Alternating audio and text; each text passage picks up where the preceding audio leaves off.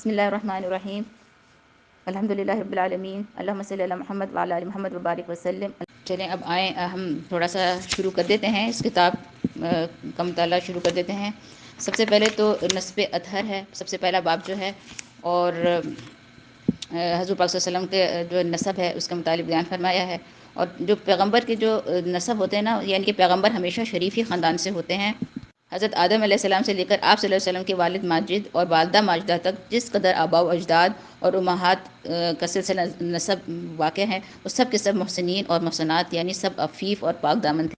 ہمارے نبی اکرم صلی اللہ علیہ وسلم کا سلسلہ نسب جو عالم کے تمام سلاسل انساب سے اعلیٰ اور برتر اور سب سے افضل اور بہتر ہے، وہ سلسلہ اور شجرہ نسب جو ہے وہ یہ ہے: سیدنا و مولانا محمد صلی اللہ علیہ وسلم بن عبداللہ بن عبد المطلب بن ہاشم بن عبد مناف بن قسی بن کلاب بن مرہ بن کعب بن لبی بن غالب بن فہر بن مالک بن نضر بن کنانہ بن خزیمہ بن مدرکہ بن الیاس بن مضر بن نزار بن معاد بن عدنان۔ حافظ عسقلانی رحمۃ اللہ فرماتے ہیں کہ امام بخاری رحمۃ اللہ نے اپنی جامع صحیح میں نسب شریف کے سلسلے کو فقط عدنان تک ذکر فرمایا، مگر اپنی تاریخ میں حضرت ابراہیم علیہ السلام تک سلسلہ نسب کو ذکر فرمایا۔ وہ یہ ہے: عدنان بن عود بن المقوم بن طاہرہ بن یشجب بن یعرب بن ثابت بن اسماعیل بن ابراہیم علیہ السلام علیہ السلام۔ عدنان تک سلسلہ جو ہے وہ تمام نصابین یعنی کہ نسب دانوں کے نزدیک مسلم ہے، کسی کا اس میں اختلاف نہیں ہے، اور عدنان کا حضرت اسماعیل کی اولاد میں سے ہونا یہ بھی سب کے نزدیک مسلم ہے۔ یعنی کہ اختلاف اس چیز میں ہے کہ عدنان سے حضرت اسماعیل علیہ السلام تک کتنی پشتیں ہیں، بعض 30 بتلاتے ہیں اور بعض 40، واللہ اعلم۔ عبداللہ بن عباس رضی اللہ عنہ سے مروی ہے کہ نبی پاک صلی اللہ علیہ وسلم جب نسب شریف کو بیان فرماتے تھے تو عدنان سے تجاوز نہیں فرماتے تھے، عدنان تک رک جاتے اور یہ فرماتے: کذبن نسابون، یعنی نسب والوں نے غلط کہا، یعنی ان کو سلاسل انصاب کی تحقیق نہیں، جو کچھ کہتے ہیں وہ بے تحقیق کہتے ہیں۔ اور اسی طرح مادری سلسلہ نسب میں جو حضور پاک صلی اللہ علیہ وسلم کا یہاں وہ بھی میں عرض کر دوں، مادری سلسلہ نسب جو ہے وہ حضور پاک صلی اللہ علیہ وسلم کا یہ ہے: محمد ابن آمنہ بنت وہب بن عبد مناف بن زہرہ بن کلاب بن مرہ۔ اور اس طرح کلاب پر مادری اور پدری دونوں سلسلہ نسب جمع ہو جاتے ہیں۔ اگر اس مقام پر سلسلہ نسب کے کچھ آباء و اجداد کا مختصر حال ذکر کر دیا جائے تو مناسب ہوگا۔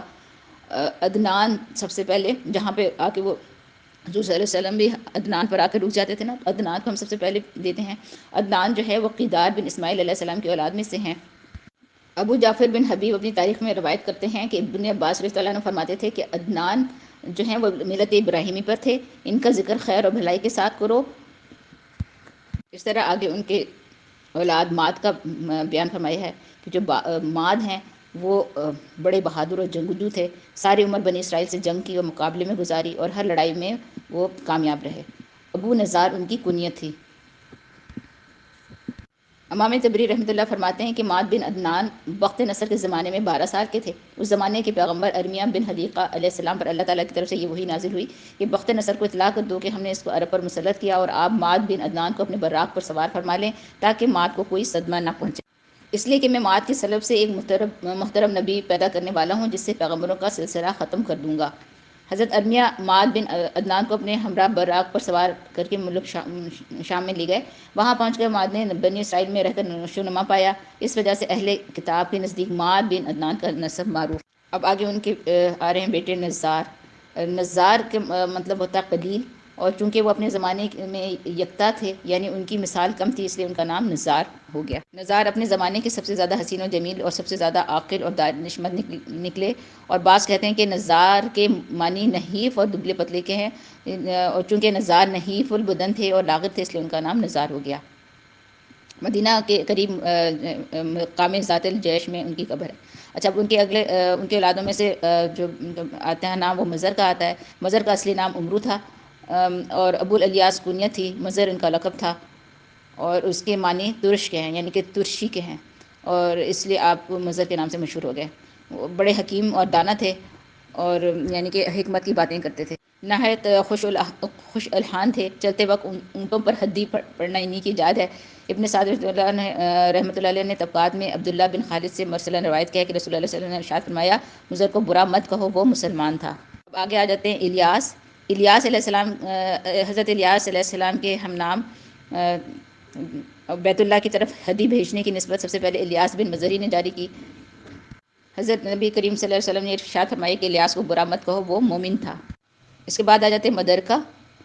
جمہور علماء کا قول یہ ہے کہ مدرکہ کا نام عمرو تھا۔ محمد بن اسحاق رحمۃ اللہ علیہ کہتے ہیں کہ ان کا نام عامر تھا اور مدرکہ ان کا لقب تھا۔ چونکہ انہوں نے ہر قسم کی عزت اور رفت کو پایا تھا، اس لیے مدرکہ ان کا لقب ہو گیا تھا۔ اس کے بعد آتے ہیں خزیمہ، اور خزیمہ بھی اپنے بعض رضی اللہ عنہ فرماتے ہیں کہ خزیمہ جو ہیں وہ ملت ابراہیمی پر مرے، یعنی کہ وہ بھی مسلمان تھے۔ اس کے بعد آ جاتے ہیں کنانا۔ کنانا جو تھے وہ عرب میں بڑے جلیل القدر سمجھے جاتے تھے۔ ان کے علم و فضل کی وجہ سے دور دراز سے لوگ مستقل ان کی زیارت کے لیے سفر کر کے آتے تھے۔ اور اس کے بعد آتے ہیں نظر جو ہیں ان کے معنی ہے رونق اور تر و تازگی۔ وہ حسن و جمال کی وجہ سے ان کو پھر نظر کہا جاتا تھا، اور اصل نام ان کا تھا وہ کیس تھا اصل نام ان کا۔ اس کے بعد آ جاتے ہیں مالک کا نام ابو الحارث کنیت تھی، عرب کے بڑے سرداروں میں سے تھے۔ پھر آ جاتے ہیں فہر نام ہے، قریش لقب ہے۔ بعض کہتے ہیں کہ قریش نام ہے اور فہر لقب ہے۔ انہی کی اولاد کو قریشی کہتے ہیں، اور جو شخص فہر کی اولاد سے نہ ہو اس کو کنانی کہتے ہیں، اور بعض علماء کہتے ہیں کہ قریش نظر بن کنانہ کی اولاد کا نام ہے۔ بعض حفاظ حدیث فرماتے ہیں کہ فہر کے باپ مالک نے سوائے فہر کے کوئی اولاد نہیں چھوڑی، اس لیے جو شخص فہر کی اولاد سے ہے وہ نظر کی اولاد سے بھی ہے، لہٰذا قریش کے تعین میں جو مختلف اقوال تھے وہ سب الحمدللہ متفق ہو۔ اچھا، قریش کی جو وجہ تسمیہ کیا تھی، یعنی کہ قریش کو قریش کیوں کہا جاتا تھا؟ تو اصل میں قریش ایک بحری جانور کا نام ہے جو اپنی قوت کی وجہ سے سب جانوروں پر غالب رہتا ہے۔ وہ جس جانور کو چاہتا ہے کھا لیتا ہے، مگر اس کو کوئی نہیں کھا سکتا۔ اسی طرح قریش بھی اپنی شجاعت اور بہادری کی وجہ سے سب پر غالب رہتے ہیں، کسی سے مغلوب نہیں ہوتے، اس لیے قریش کے نام سے موسوم ہوئے۔ ابن نجار نے اپنی تاریخ میں نقل کیا ہے کہ ایک مرتبہ ابن عباس رضی اللہ عنہ حضرت معاویہ رضی اللہ عنہ کے پاس تشریف لے گئے۔ عمرو بن العاص رضی اللہ عنہ بھی وہاں موجود تھے، تو انہوں نے انہیں مخاطب کر کے کہا کہ بھلا قریش کی وجہ تسمیہ تو بیان کرو کہ قریش کو قریش کیوں کہتے ہیں؟ تو انہوں نے فرمایا، عمرو بن العاص نے فرمایا کہ اگر اس بارے میں کوئی شعر کا ترجمہ میں بتاتی ہوں۔ انہوں نے قریش کے بارے میں جو شعر کا اس کا مطلب یہ تھا کہ قریش ایک جانور ہے جو دریا میں رہتا ہے، اسی کے نام پر قبیلہ قریش کا نام قریش رکھ دیا گیا۔ وہ جانور جو پتلے دبلے اور موٹے جانور کو کھا جاتا ہے پر تک نہیں چھوڑتا۔ اسی طرح قبیلہ قریش شہروں کو سرت کے ساتھ کھا جاتا ہے، اور اسی قبیلہ قریش میں سے آخر زمانے میں ایک نبی ظاہر ہوگا جو خدا کے نافرمانوں کو کثرت سے قتل کرے گا اور زخمی کرے گا۔ اس کے بعد آ جاتے ہیں کعب۔ تو سب سے پہلے جمعے کے دن جمع ہونے کا طریقہ کعب بن لبی نے جاری کیا۔ کعب بن لبی جو تھے وہ جمعے کے روز لوگوں کو جمع کر کے خطبہ پڑھتے، اللہ تعالیٰ کی حمد و ثنا بیان کرتے، آسمان زمین اور چاند سورج یہ سب بتاتے کہ اللہ ہی کی بنائی ہوئی ہیں، اور پھر مختلف نصیحتیں کرتے، صلاح رحمی کی ترغیب دیتے، اور فرماتے کہ میرے اولاد میں ایک نبی ہونے والے ہیں، اگر تم ان کا زمانہ پاؤ تو ضرور ان کا اتباع کرنا۔ پھر آ جاتے مرہ ہے، اس کے معنی تلخ کے ہیں، یعنی جو شخص شجاع اور بہادر ہوتا تھا عرب اس کو مرہ کہتے تھے کہ یہ شخص اپنے دشمنوں کے لیے بہت سخت ہے، تلخ ہے، اور اس لیے ان کا نام مرہ پڑ گیا۔ حضرت صدیق اکبر رضی اللہ عنہ اور حضرت طلحہ رضی اللہ عنہ انہی کی اولاد میں سے ہیں۔ اس کے بعد آ جاتے ہیں کلاب جو ہے وہ کلب کی جمع ہے۔ کلاب جو تھے وہ شکار کے بہت شوقین تھے، شکاری کتے جمع رکھتے تھے، اس لیے ان کا نام ہی کلاب پڑ گیا۔ کلاب کے بعد آتے ہیں کسی، اور کسی کا نام مجمع بتایا جاتا ہے، اور کسی نے چونکہ قریش کے متفرق اور پھیلے ہوئے قبائل کو جمع کیا، اور اس لیے ان کو پھر مجمع کہا جاتا ہے۔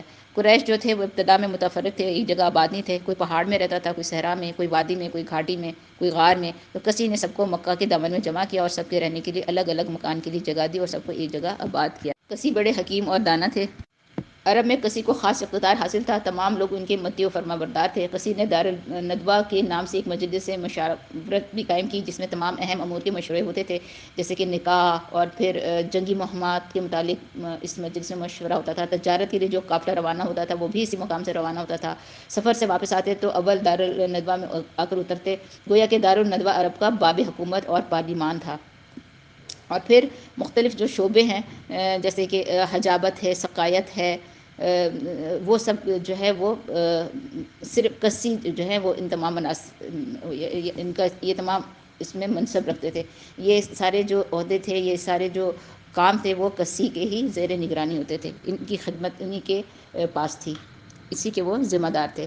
جیسے کہ حجابت، جیسے کہ بیت اللہ کی دربانی، مسجد حرام کی خدمت، اور اسی طرح سقائیت، حجاج کو زم کا پانی پلانا، اور اسی طرح رفادت ایک شعبہ تھا جس میں